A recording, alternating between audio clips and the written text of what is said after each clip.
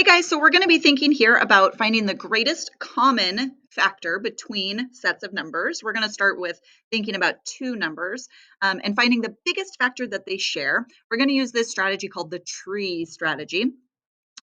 So you can go ahead and grab a sheet of notebook paper from your chaos keeper, set it up with your name and the topic, GCF with the tree method.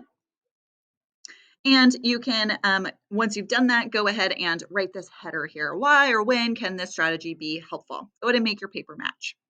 You can pause the video. Great.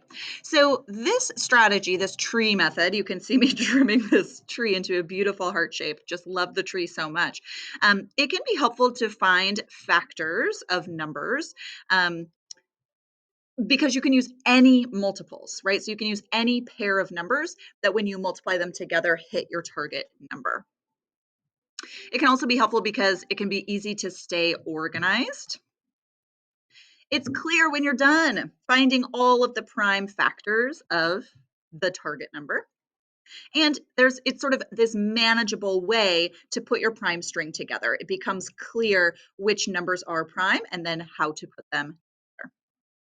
So go ahead on your paper and you can make an example section. If you have room on the same sheet of paper, do it. If you need to flip your paper over, do it. If you need a new sheet of paper, go ahead and do that. Great.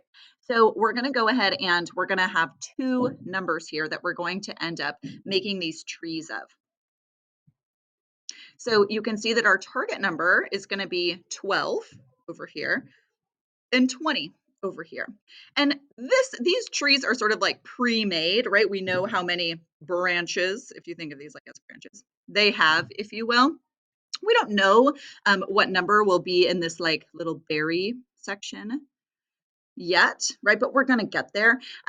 But when you make a factor tree of a number, it won't always be pre-made and it won't always be this size. It just happens to work out that way this time. So the first thing we're going to do is we're going to ask ourselves 12. Okay, well, what are two numbers that when I multiply them together, it hits 12? Not three numbers, not four numbers, but just two numbers, a pair. Well, I know that I can multiply 3 by 4. Okay, so when I multiply 3 by 4, 3 times 4 is 12. It works. It hits my target number.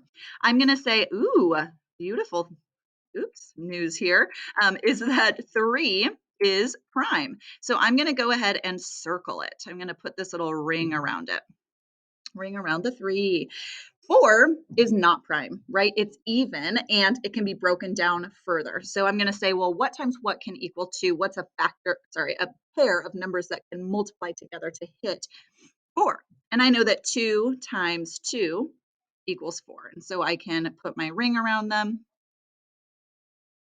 And they're a little hard to see, but you can see that they're circled. They are prime. Only the prime numbers are circled.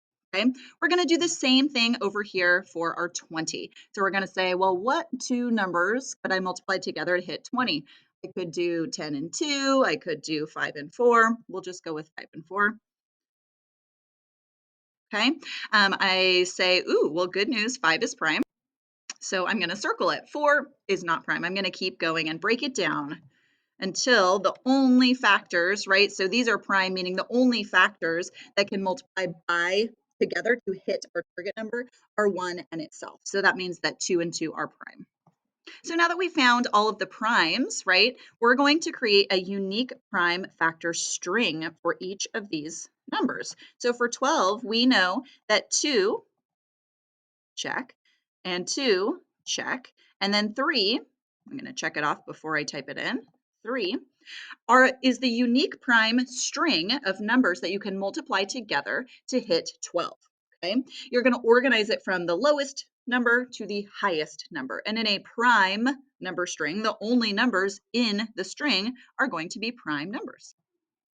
So you can see I've done the same over here. 2, check, times 2, check, times 5. If you want to just write the numbers down and then put them in order, you're also welcome to do that. But to be a prime string, you want to make sure they go from lowest